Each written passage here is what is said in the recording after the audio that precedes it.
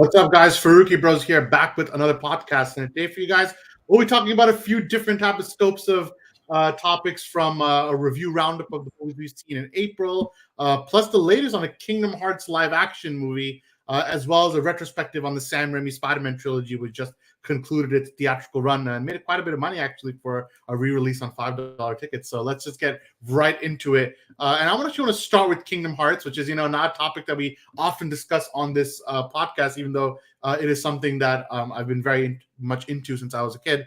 But this is a unique one because it kind of crosses over into our film sphere, and I wanted to kind of get our thoughts on it. And basically, the latest rumors, and it comes from a bunch of insiders, so you take a grain of salt with it. And basically, there's a Kingdom Hearts project in development at Disney. If you guys remember, 2 years ago, around the peak pandemic times, we actually had a topic on the stream where we discussed the rumors of a Kingdom Hearts Disney Plus series, which ended up dying out. But now it seems to become resurged in a live action movie. And check this, the rumors are rather that it's a live action CGI hybrid.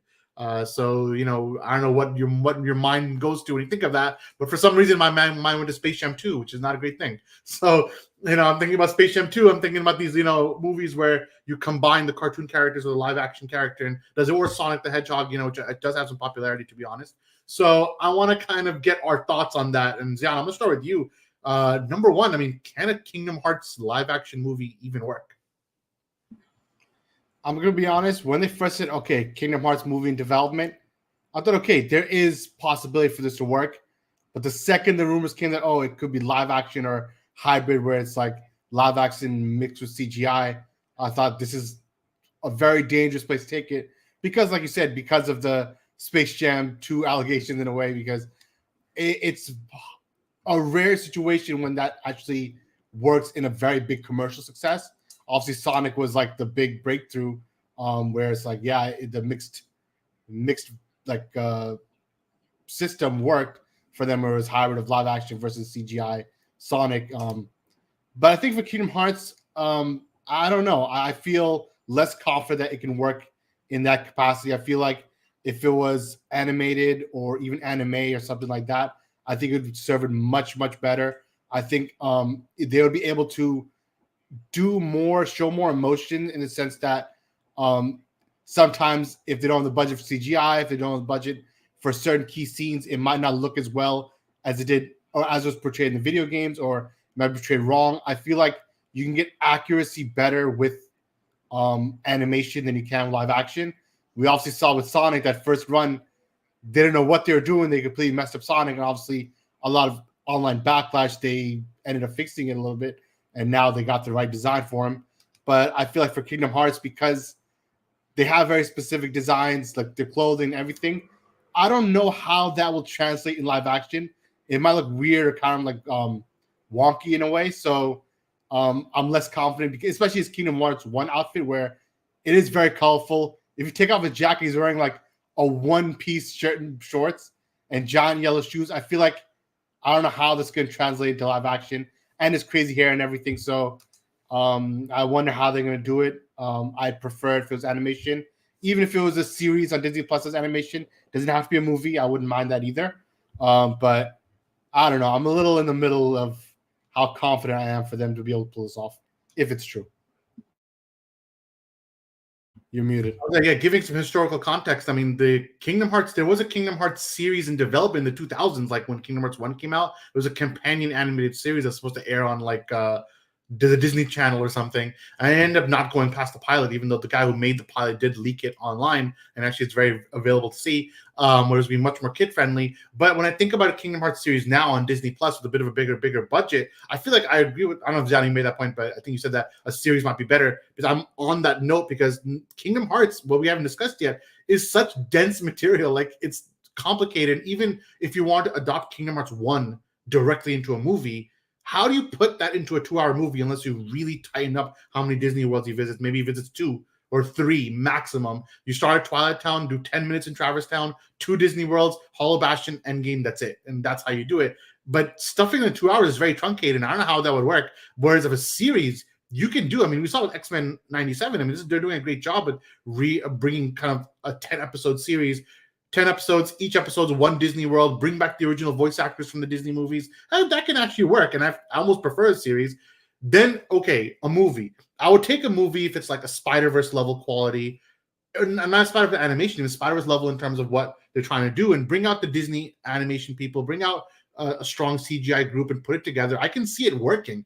What I don't see working, what I'm 100% against, is any live action movie or a live action hybrid.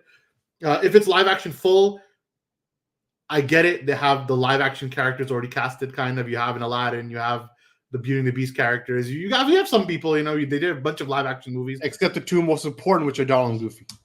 But then Donald and Goofy have to be CGI. That's why I understand if that's going to be hybrid. Donald and Goofy will always be the pure CGI characters next to a live action Sora. But if you start telling me that Tom Holland's going to be playing Sora, I'm out, man. Like I can't take it, Or Timothy Chalamet is Riku. Like I'm not here for it. It's going to be a big leap for me, to get there.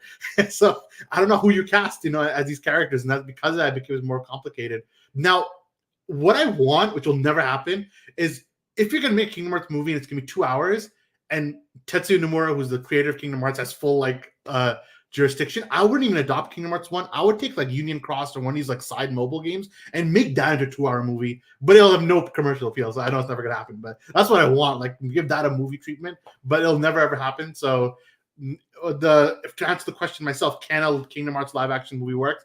My answer is doubtful. I doubt it, and I kind of don't want it, to be honest. But if it'll come, I'll watch it. But I'm not sure I want it, and that's becoming one of my favorite game series of all time, if not my favorite. Samir, what's your perspective on this? I know when I said Timothy Chalamet is Riku, I think you were interested for a second, but I was like, maybe I'll get your opinion. I think Timothy Chalamet would cook as Riku. I don't know what you're talking about, but for me, I think I'm in agreement with that. The story is pretty complex. It'd be hard to understand for a lot of people. For me, I think if they made the first one, then it could work, especially since there's established live action Disney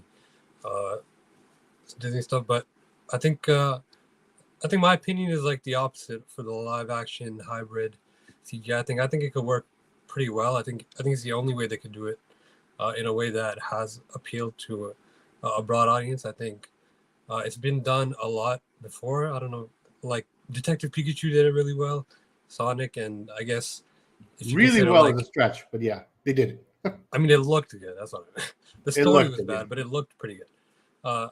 And I think would you consider Avatar or Planet of the Apes CGI hybrid live action? It could definitely work. I think we're at a point with technology that it would look pretty good. The problem is just getting the story down, and that's where I think they would have a lot of problems unless they make it a long series, like a trilogy or something. I think there's no way of making one cohesive, one movie story around Kingdom Hearts that would work. That's the main issue. They just got to write it properly. Which, as long as they get the game developers involved, then I think it could work. I think they could. And the casting, they got to cast properly. Yeah, I can't think of anyone who could play Sora. Though I heard the rumors, some of the rumors around the rumors are saying that the guy who played Percy Jackson in the new Disney Plus series, I don't think I know who he is, but some people are circling him for Sora, he could be a good Sora candidate. But I don't know. You did make some good points actually, and I think about it, that could work if they gave that level of treatment. For some reason, why do I feel like Disney will not give that kind of treatment? They didn't go the Chip and Dale route. We just saw it. Yeah, that's for live action Mickey Mouse. I think they would put the budget in for the first. It's the first live action hybrid with Mickey Mouse in it. I guess that's a good point. If Mickey Mouse is in it, they have to put the money in. Exactly.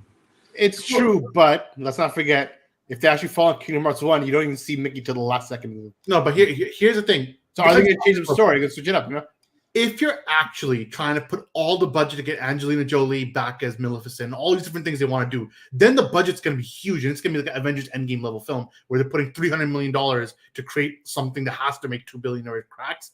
But I don't know if they're going to put that level of investment either.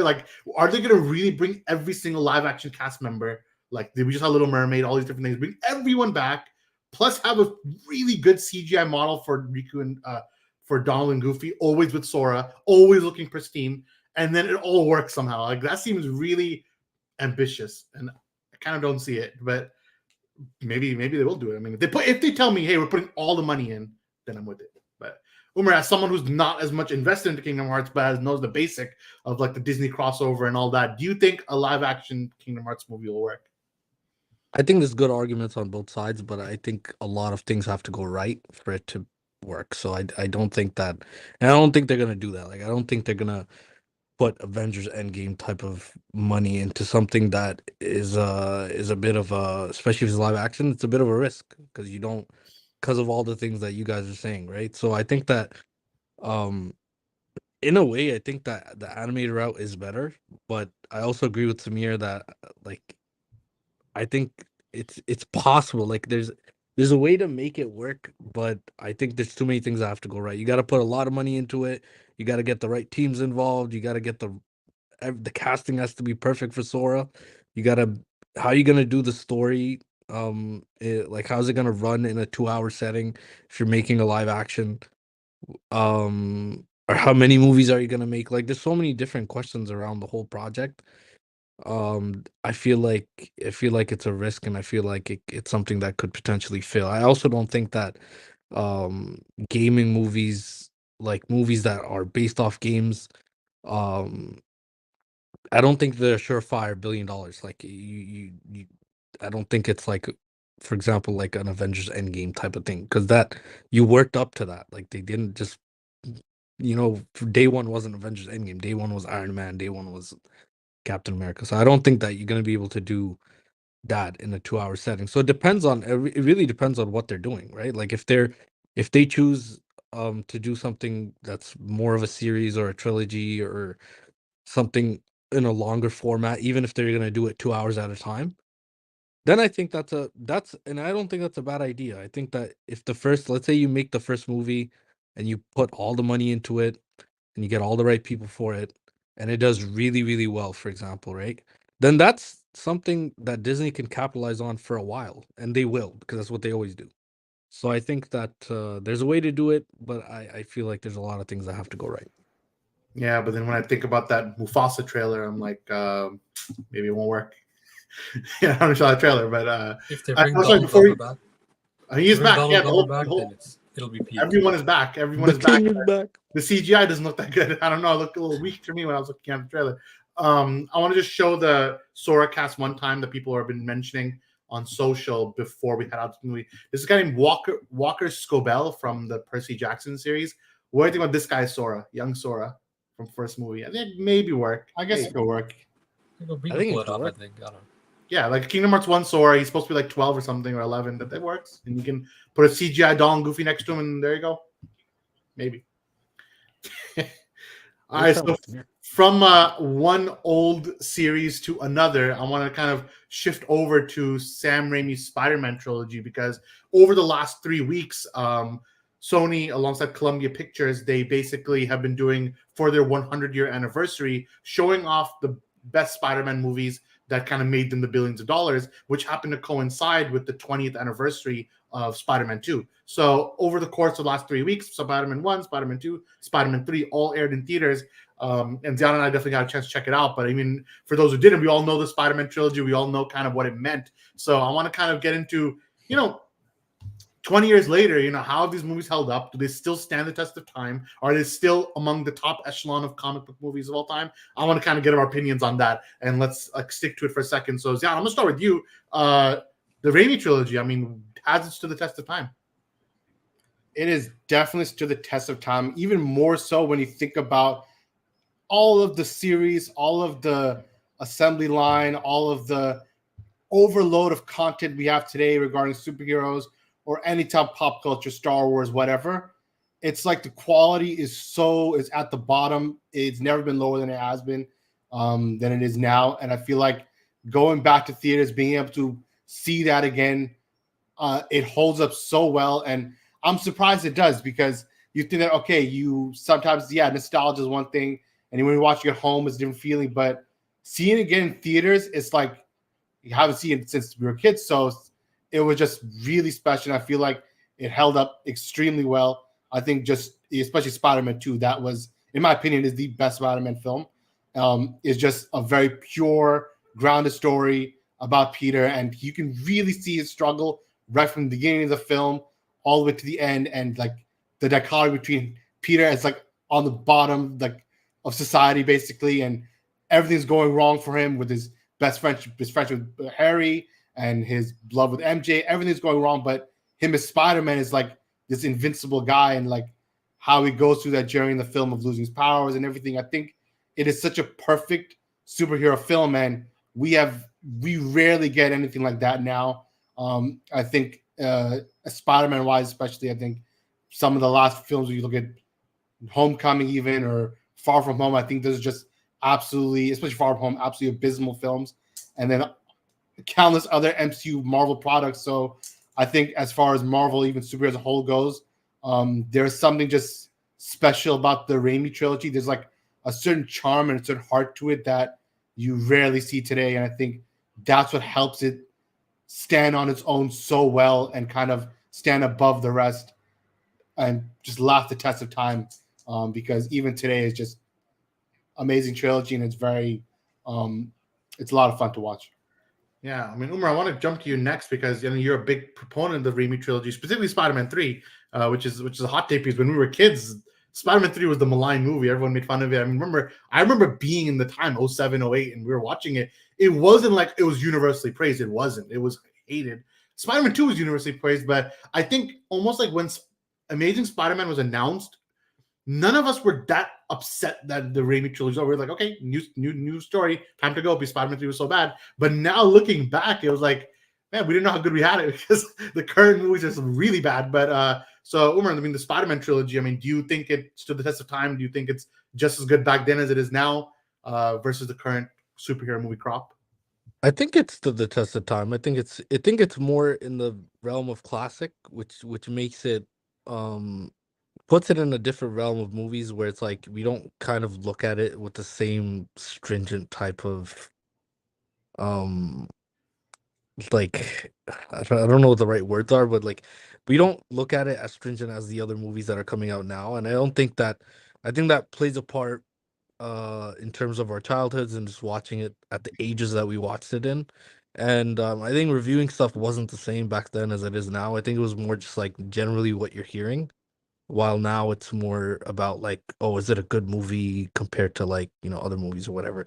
And I still think it stands the test of time even in that conversation. I actually think that the third movie stands the test of time um almost better than the other movies, only not because it's better than the other movies, but because we're so used to now like we've seeing multiple villains in one movie, multiple characters, like a director having to juggle that. Like we see, and I think the third one does that more than the other films do. So actually, when I've seen like clips of it or if I've rewatched it, I think I rewatched it maybe like last year or something, just on my own, like in the background, and it was good. Like it did stand the test of time, and I think the second one also is amazing. The first one's a classic. So I think that compared to what we're getting now in an oversaturated world of superhero stuff, it's bad. Like it's we got it pretty bad right now. But I think that also adds a little bit to like the classics. Like because it's so bad now, the classics are a little bit, they feel a little bit more better. Like it's more nostalgic to think about them. Yeah. But I don't think I wouldn't put them like if we're talking all time, like I wouldn't put them in the same breath as some other movies that we've talked about. But it's still, I think the second one you would, but the others you wouldn't. Yeah, I mean, I'm half agree, half disagree because my point of view, and I'll go next on this one, is that it has stood the test of time, but it actually opened up a larger discussion of what filmmaking was back then versus it is now. And Spider-Man is just one example because what else was coming out when the Spider-Man trilogy was coming out? But you look at it as like a sample size. We had the Lord of the Rings trilogy coming out at the same time. We had the Spider-Man trilogy coming out at the same time. You had the first of the Dark Knight trilogy, Dark Knight, Batman Begins rather. You had the prequel trilogy of Star Wars coming at the same time, and then you had the Pirates of the Caribbean movies. So you had these 6 mega franchises, and when you look back at them, what do you see? And you see people taking their time. You see between the first and second movie, they weren't chomping them out one after another. It was 3-4 year gap between Batman Begins and Dark Knight. It was a 4-year gap, and it took time to perfect things. The CGI of like Pirates of the Caribbean still stands up to what it is now, and I think that's crazy to think about because now we look at Spider-Man 2. Spider-Man 2 we just watched. And yeah, it's some parts of it, they do become kind of rubbery. That's very normal, right? But when you compare it to like what have we seen these days? We've seen Blue Beetle, Captain Marvel 2, whatever these movies are right now. Like, I'm just giving some movies. Black Adam. These movies were very weak in their construction from a top-down level, whereas from these old movies, they took their time. Like, it was not meant to just be a TikTok movie for Gen Z and stuff like that, where they're trying to get a small moment to get hyped up. They wanted to make a movie, you know? And whether the movie was good or bad, that's like, in the end, you got to see how it is. But they're trying to make something. So, and that's same with Lord of the Rings, same with The Matrix, same with whatever's coming out back then. When you look at the 2000s versus look at the 2020s, there's a huge difference in how they're making the movies. And so I do think, while nostalgia does play a part in a lot of these movies, I do genuinely think that if you took Spider-Man 2 or Spider-Man 3 even and put it next to Far From Home and even No Way Home, and No Way Home we liked, but you put it next to it, there's a big difference. No Way Home looks like a TV movie. It's the first 2 acts. It looks like a TV movie. So so I do think that the movies back then were just better. And maybe it's part of its nostalgia, but I do think from a quality filmmaking is better. On the Raimi trilogy itself, on rewatch, I do think it definitely is great. I mean, none of my scores changed. I always thought Spider-Man 2 was a 5 out of 5 movie. I thought Spider-Man 3 was a 4 out of 5 movie. I actually tried to look into it this time with, hey, I'm going to actually try to criticize the movie. I do think Spider-Man 3 is by far the weakest of the trilogy, but even in its weakness, it's pretty good, you know? So I myself personally enjoyed it. I do think it's great. That doesn't mean I'm going to be like an old head, like, oh, it's only Tobey Maguire bust. Like, if Tom Holland's Spider-Man 4 shows me something and it goes back to the basics and they do something that's really strong, not to have him in a place where he's like, you know, poor and not like reliant on Iron Man and stuff like that, I think it's could be good. But definitely, man, the Raimi trilogy is one of the good ones. Like, it's up there. You know, I don't know if it's the best superhero trilogy. I still think Dark Knight, you know, is by far number 1. But then even think about it, Dark Knight Rises versus Spider-Man 3, Batman Begins versus Spider-Man 1. I just think it's comparable. So, but that's that. I mean, Samir, what do you think? I mean, you're the resident Spider-Man fan. I mean, overall, you're the biggest Spider-Man fan from the 4 of us. So, for you, I don't know if this was your favorite or you're more of an Andrew Garfield guy. I know you're a generation of Andrew Garfield, but what do you think of the Raimi trilogy? Was Samir even alive when the 3rd one came out? He was, bro. Oh, okay. He was alive for all 3 of them, but he was very little. All right, go for it. But I know you were in your formative years when the Andrew Garfield duology came out, but what do you think about the Raimi trilogy? I think it's pretty good. I didn't get a chance to see it in theaters. I mean, I never did. But it's nice to see it's nice to see people getting a chance to see it that grew up with it but didn't get a chance when it was coming out. And obviously it stands the test of time for sure. I mean, people still talk about it to this day, about how kind of revolutionary it was. And of course, Spider-Man's the best superhero character, so can't really go wrong there. I don't think movies in general are just worse now. I think there are superhero movies like The Batman that are doing it right. I think it's just really an MCU problem. When I said all movies, I meant blockbuster. Yeah. I think there's a blockbuster issue in modern Hollywood, but there are some outliers. Yeah. I mean, as long as they go back to focusing on the creative aspect of it and the art aspect of it, then they could recreate the feeling. But I doubt it with Marvel. I don't think Spider-Man 4 will even come near that. So. We'll see. I mean, there are some rumors that Sony is using this re-release to see, is there enough interest to actually greenlight another movie, whether for Andrew Garfield, because now this Monday coming up is the Andrew Garfield movies. The Monday after that is Andrew Garfield Part 2, and then Tom Holland. And they want to see between Toby and Andrew Garfield, does either of them deserve a 3rd movie? And I'll give this last really quick question, and then we can kind of go to our last topic. Who deserves of another movie? If they had a solo, if you can give one of them another solo movie, either give Tobey Maguire and pair him with Sam Raimi one last time for Spider-Man 4, or do we right all the wrongs and give Andrew Garfield one more movie to end his arc? What is the better route? If Sony had all the money in the world and wanted to make one more Spider-Man movie, what's the best route, Zan? What do you think? You can only choose one. I only choose one. I feel like we had this talk very recently or something similar, and I said let's leave Tobey Maguire behind. Don't mess it up. Go with Andrew Garfield. But now, after watching these 2 movies, I think go for it. They can get everybody back. Sam Raimi, the original cast, everybody. Least studio interference possible. Give him a chance. Let him end it off in a very nice way. Older Peter, older MJ, older Harry, and give a good personal story. Spider-Man, He's dead. I forgot he's dead. Yeah, but the older cast, and just give it a good, decent, grounded story.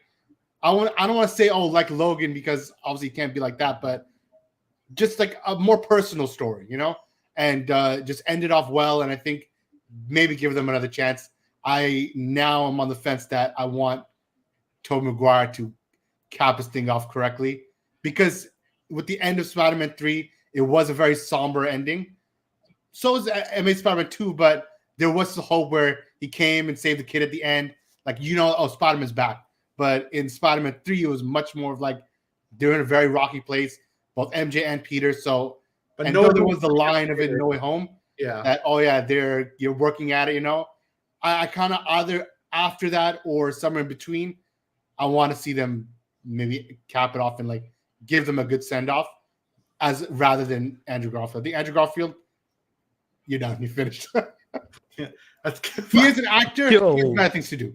All right, he has bad things to do. Andrew Garfield, I think he wants it the most. I mean, Tobey Maguire. Look, we're getting Tobey Maguire back for Secret War, and we are getting Andrew Garfield back. We're going to see them back, and I feel like, remember, Secret War doesn't have a director yet. If you give Sam Raimi the director chair for Secret War, which he already did Doctor Strange too, so he's in the MCU kind of already, and then give me a senior two of Toby with MJ or whatever in their universe, I think it suffices, because my answer is actually I want Andrew Garfield to get a third movie. And after seeing the full trilogy, I'm on the opposite camp. I want it less now. Like, I don't want another Tobey Maguire movie. I think it's fine.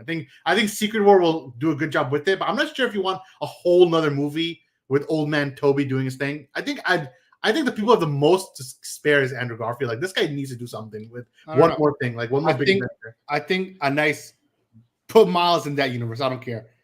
Let Peter sacrifice himself, be the biggest hero of them all. I wouldn't mind that anymore. But Andrew Garfield, like, what are they gonna do?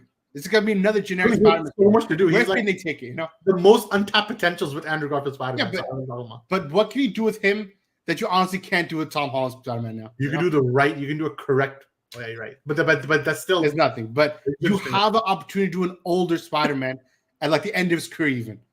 I think that's interesting. I think if you use No Way Home, Garfield too. Yeah, exactly. If you use No Way Home as the benchmark, there's more for Andrew Garfield, because they said you already have a dark place. Remember, he went to a dark place. Open field now, open playground to do anything. So there's nothing you can do with Andrew that you can't do with Tom Holland now. I mean, you can make the current Venom trilogy mix blending with.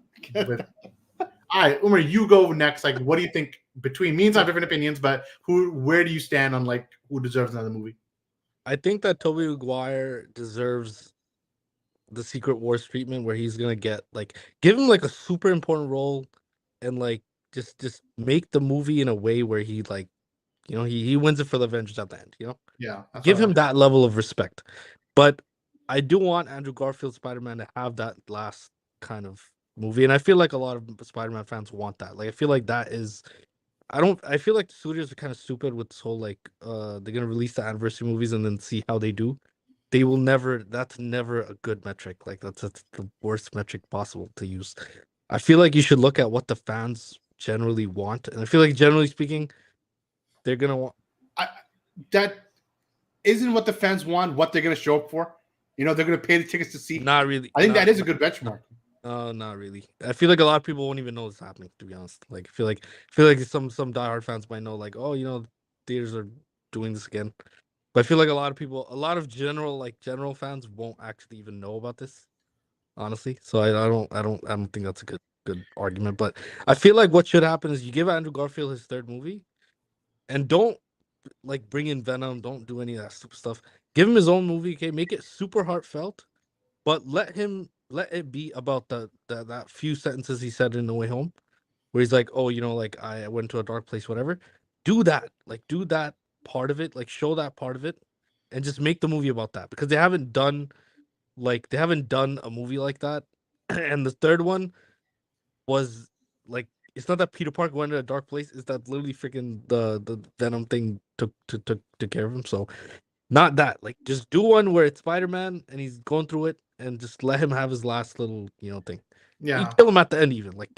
I even feel like if you're gonna do Miles Morales and introduce him and one Spider-Man has to die, I feel like Andrew Garfield is built for that. He's built to have Miles and then go out trying to save him, and Miles takes over for him. I feel like he's built for more than Toby. He's Toby's perfect, built for too, He's but Toby built really looked for it. like Tobey Maguire's he's a grandpa, bro. What are you talking about? His grandpa Spider-Man. We don't want with Toby. I want to see something more like he has a child, and then his child like May, like not Spider-Verse level, but like that's kind of what they wanted to do with Spider-Verse. Originally, Spider-Verse 1, they were first gonna ask Tobey Maguire to play the old Peter Parker, the one who was a kid.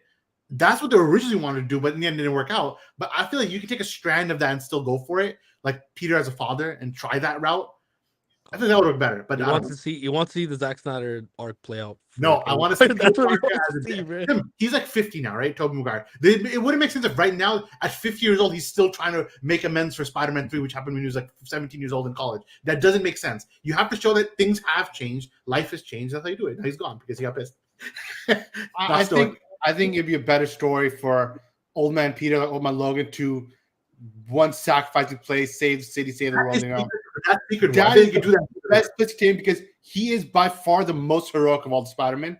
You see that because every movie, even without powers, he goes to try to save people. By far, he's the most heroic from all of them. The others without powers, they don't know anything. But that's Secret Wars. I think we'll do that already. So I don't think you need to create a movie where Secret He'll Wars have maybe 10 minutes of scenes in a 2-hour movie. No. They say he's leading it. They said him and Hugh Jackman are going to lead that. It's a whole different movie. They're trying something different with that one. Samir, you haven't said anything on this whole topic, and I want you to say something on this topic because there's 3 different perspectives here. Well, me and him are most in the same line, but not 100%. But who do you think deserves the movie? You can say none of them too, by the way. I think Toby is old. He's washed. He's cooked. Forget him. He already had 3, and I think the retrospective effect has been much bigger for Andrew Garfield, like the way it has been for Spider-Man 3, where everyone's like, "Yo, it was actually maybe something." Everybody loved Andrew Garfield, and everybody wants him back for a 3rd one. And I think there's a lot of places they can go with him, especially Miles. I mean, they kind of hinted at it in No Way Home, right? When they were like, "Yeah, I thought you'd be black" or whatever, you know. So there's a route there, and there's a lot of potential for that to do it right. And Tobey Maguire already got 2 good ones, you know. Even though people are looking back at the Amazing Spider-Man 1 and 2 and thinking that, you know, it wasn't as bad, they weren't really that good, you know. So they could do a good Spider-Man as long as they invest into it. There's a lot of places they can go with it. I kind of hate Gammy's new. Toby's too. Andrew left more on the table. It's just Let me tell you why it doesn't make sense. Because then what is their end game? Tobey Maguire, you know, you're making it's a finality. You're ending it off. You're capping it. That's it. But Andrew Garfield, it's over already. Are you going to make Miles Morales films now? Like, no, what are you doing? Still ending it. There's nothing you can do except Miles Morales. There's nothing you can do with Andrew Garfield that they cannot do with Tom Holland now. So there's absolutely no reason to continue that universe when you have basically a ground level Spider-Man perfect for any story now. Listen, I don't want to hear another stupid monologue from Tobey Maguire. Listen, I'm gonna tell you the reason you want to do it. Man, we don't want to hear it. The reason you want to do it is because Andrew Garfield is like 10,000 times the actor of any other Spider-Man actor. So you know, if you give him, so why are you making him suffer in a Spider-Man role? Imagine you have a great Spider-Man script with amazing lines. The guy I want to read those lines is Andrew Garfield because he will give you a performance that is one level higher than the rest of them. Sadly, the Spider-Man movies are never written good. I was making the best arguments until you made this argument. No, I'm saying that's why you can give him one. He's the one missing one. He's missing a good script. He is the best actor of them all. He's missing a good script, and it's similar to. Listen, I'll give you one more example. Imagine, and I'm gonna put the Batman argument. Give Christian Bale a 4th movie, or give Ben Affleck one good solo movie. You'd rather give Ben Affleck a solo movie because Christian Bale's it's done. Like the trilogy is done. I don't want it. This is relevant because just 2 days ago his story ended. That makes no sense. Christian Bale's story is done. Spider-Man story ended. He's good. No, it didn't end. It ended with one line in No Way Home. Why? That's not an ending. If nothing never happened, that is not an end for him. Secret Wars take care of it. If anything, if No Way Home didn't happen, Andrew Garfield had a better ending than Spider-Man 3. I'd be wanting to see what happens after Spider-Man 3. Charging at a rhino? What are you talking about? He's back. After he got sad, went out, who cares? But then he's back as Spider-Man saving the kid. Like, you know, it's good things for him, you know? Sun is shining, it's rainbows, you know? But Spider-Man 3, it's like he's even worse off than ever, you know? So I want to see where that goes. The sun was not shining, bro. Oh, He went to a dark place after. Went to a dark place after, bro. I'm telling you, that was such a bad line because that does not coincide with the end of the Spider-Man 2. That is the worst take ever from Zan ever in the whole. That was not a, That was not a good I mean, take. how? And Maze Spider 2 is showing him on the up again, you know? He was like crying in No Way Home. What are you talking about? Yeah, he's finished. He was crying, even saving. I know. I'm saying that actually does not coincide with the last scene of Maze Spider 2. What? That's why that last scene. Wait, that shows heroic. That shows that even in trauma, he knows his role as Spider-Man. He has to go out there. That's very Raimi-esque, if anything. Also, can we just say that last scene was the worst scene on earth? They only put that in there because they thought they were gonna make a third movie.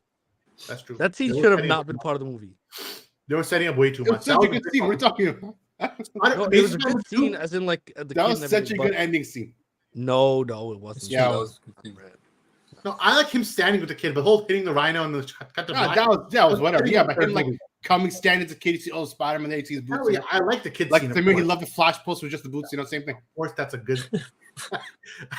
Of course, it's a good scene. But I'm saying there's more to the table. There's more to the cinema, and if you ask the actors themselves, I'm pretty sure Andrew Garfield would be more ready to do it. Like, I think Toby would say no. Toby would say no. Toby would say no because you'd have to throw so much money at him, and then you'd be like, "Oh, I want Sam Raimi as a director," and it just wouldn't happen. You know, like it's and that's what I want.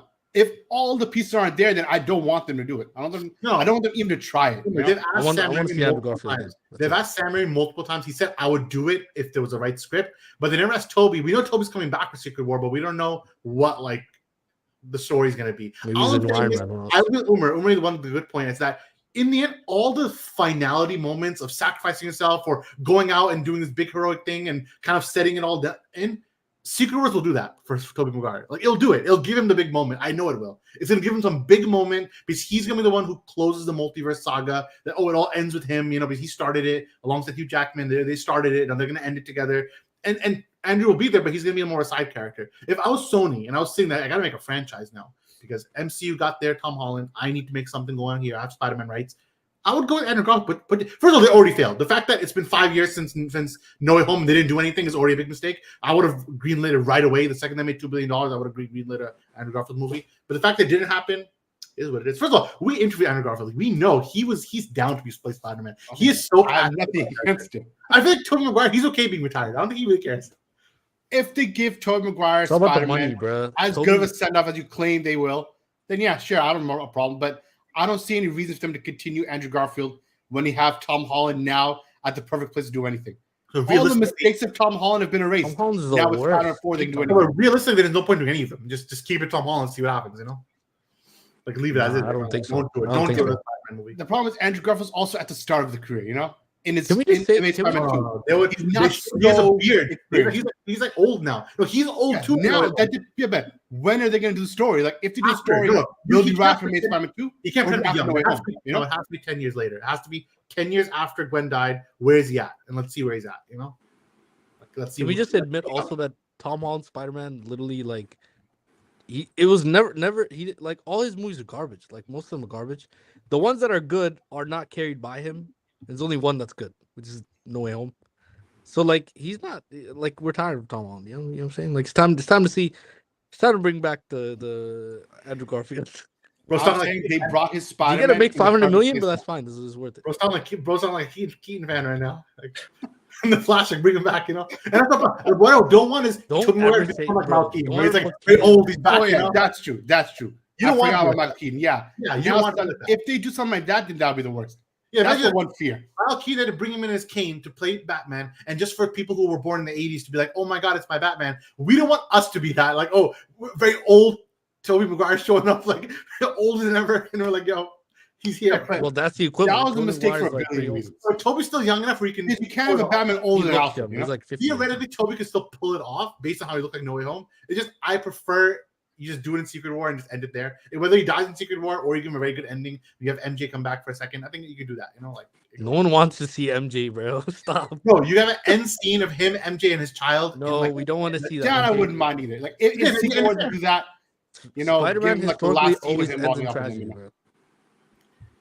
Historically, Spider-Man always ends in tragedy, and it must end in tragedy, even for this Peter Parker. He either must die. Okay, die martyr. Okay, he either die martyr, or he rides off into the sunset completely alone with nobody. That's basically No Way Home. But Samir, what? Nah, he can't do that now. Not his age. If that's your case, then Amazing Spider-Man 2 is fine as it is. Andrew Garfield went off in the sunset. Wasn't MJ in that movie? And they cut her No, out? bro, she got cut in the She got movie. There was cut. a version of she was in the movie, but there's a Snyder cut of that movie somewhere. But I don't That's know what logistically doesn't work. The 10 years later, then what? Now there's something MJ characters are completely reintroduced. You know that he hasn't been until then. You know. Release that cut of the movie. Yeah, how about that? They'll That's never the do next that. Spider-Man movie that should come out. Release. Listen, in that 4-hour cut. In of that cut, Spider-Man. his dad is also alive and meets him in the graveyard, and they don't know what to do. Sick, bro. Not lie. That's Yo, that was sick. That was unique. No, that it logistically is the worst thing they could do. He had Bro, better. bro. Okay. Andrew Garfield acted better in that 2-minute deleted scene. The whole freaking duology, whatever you want to call it. Bro, he was firing that scene. Not lie. And that set up third movie. But Zane was crying, bro. What? What did they set up? What did they set up? What They're did they set setting up? up that, Spider-Man bro. can't stop. They were Spider-Man setting has all the up powers. that. No, bro. They're gonna set up a huge thing. They're gonna set up a huge There's nothing. I don't It know, made but- no sense. No sense at all. something bigger than something bigger than No, it made no sense. bro. His dad was the Beyonder, bro. You don't know. the Beyonder is gonna show up, bro. Yeah, if there's something insane like that, then it would be 0 out of 5. But at least they tried something. It'll be the Beyonder, bro. Samir, tell me I'm wrong, bro. You're wrong. What are you talking about? All right, man. That's it. And this is we'll see what happens. In reality, I think neither will happen. But the Batman think about it. Like, would you rather have Christian Bale back? No, right? Same thing.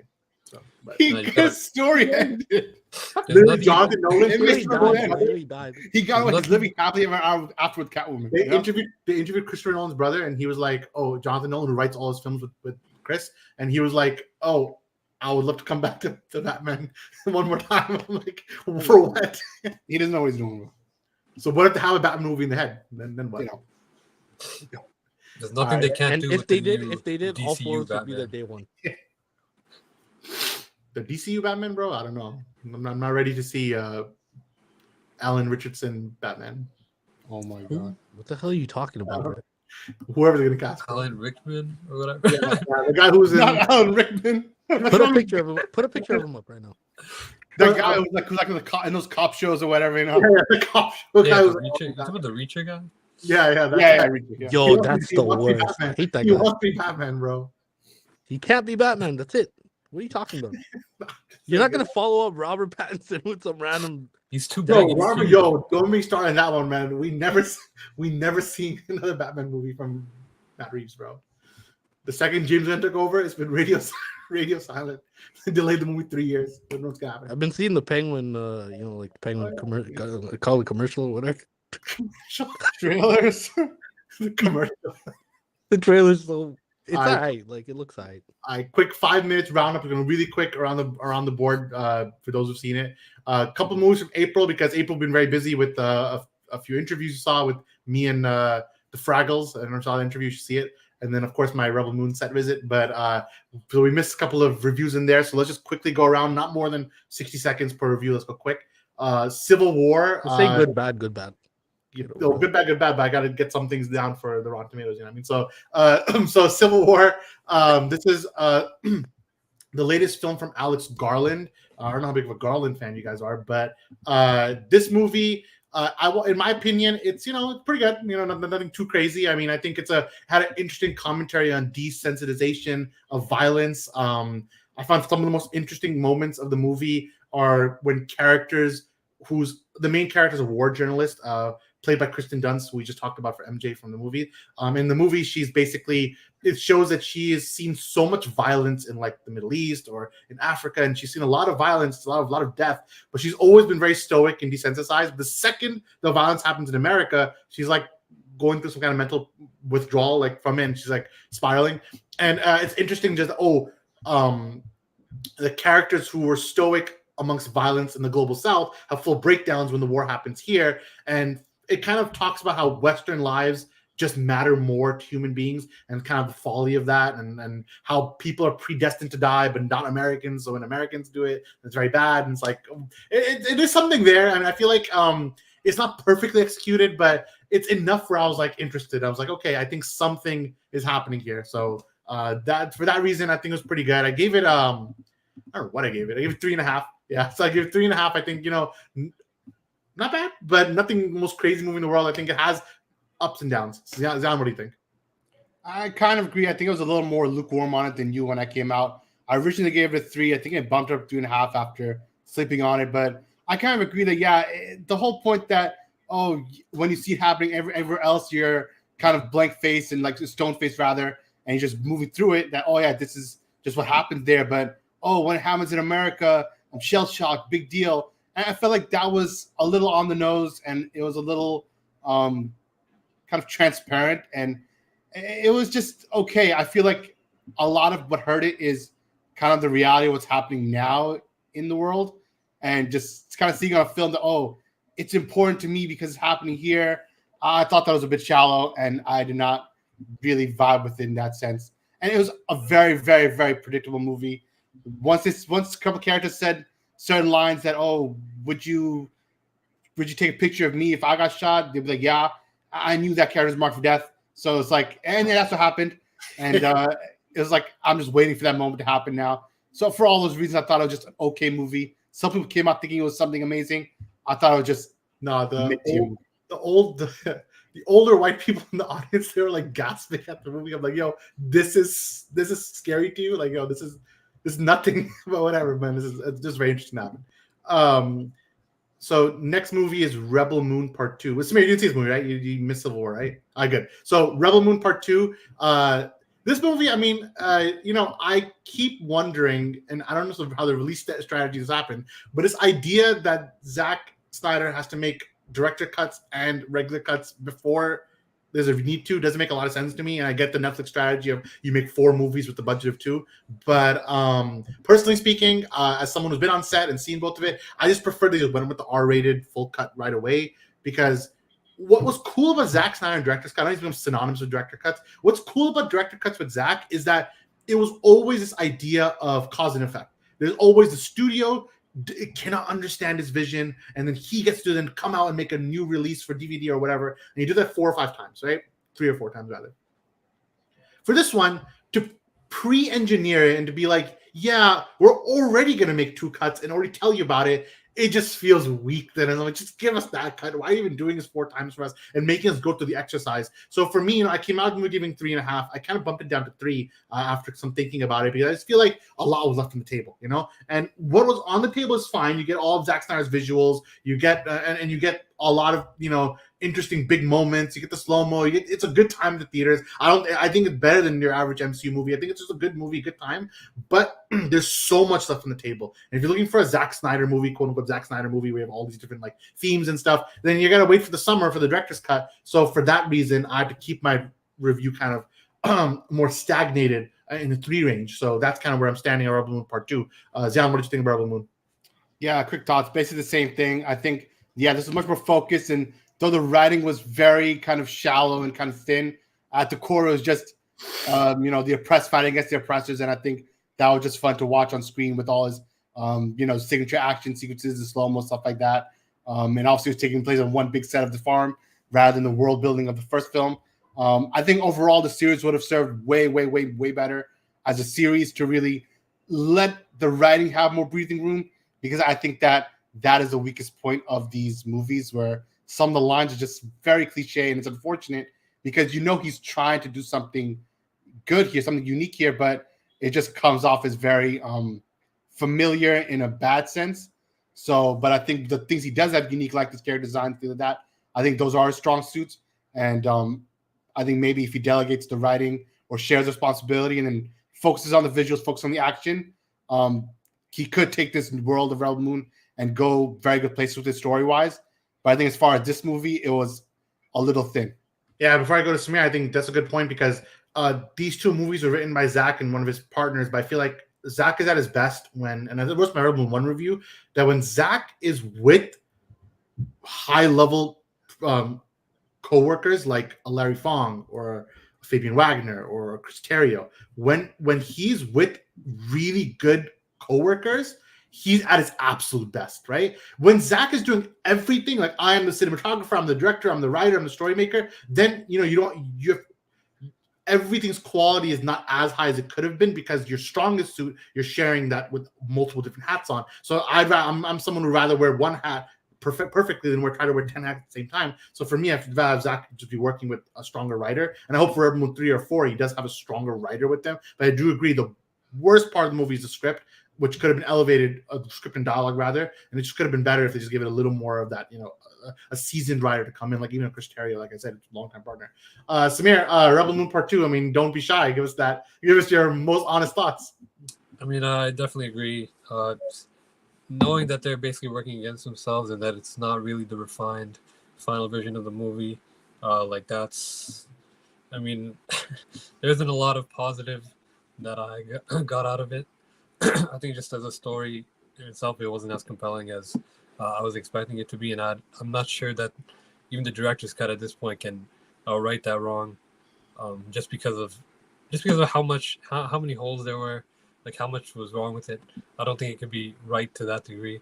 But I think as a greater universe, there's like a lot of potential there for Zach to take it in some other direction right this time. I know they're setting up this. They basically set up a third one for this. We'll have to see with that. But for now, I think I landed on a 2 for each part 1 and 2. Kind of disappointing. All right, and then last one, Zan, you can finish this up quick, 60 seconds on Monkey Man, which I did not see yet, and you did, Samir, but you saw it. So if you want to get into it, you can quick. Yeah, Monkey Man. It was good. It wasn't even that bad. It was obviously Dev Patel's directorial debut, and I think for that reason, it was actually pretty solid.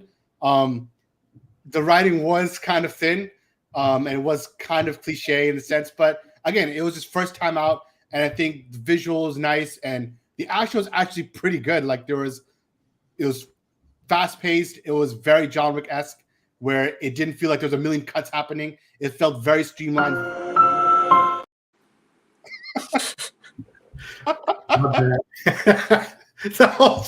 the pod. It was very streamlined, and I think that really was the highlight of the film. Very much the action.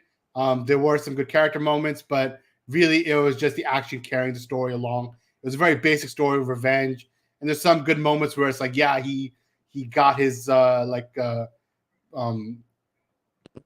his revenge. Like he got his moments where he could get back at the things that happened to him, at the people who perpetrated it. And I think overall it was good. He did a good job in his performance. I gave it a 4 out of 5. I feel like at the end of the year, in relation or after a little bit of time, I could move it out to 3.5. But as of right now, I thought it was pretty decent. It was just a fun action movie with like some good sequences and interesting visuals. Cool. So what did you guys think about Kingdom Hearts live action movie? Do you think it can work? What do you think about the Spider-Man trilogy? Has it stood the test of time? And what are some movies you watched in April and we're looking for in May? Let us know in the comments below and join the debate. From myself, from Zion, from Samir, and from Umar, we're the Farooqi Bros, and we'll see you next time. Peace out.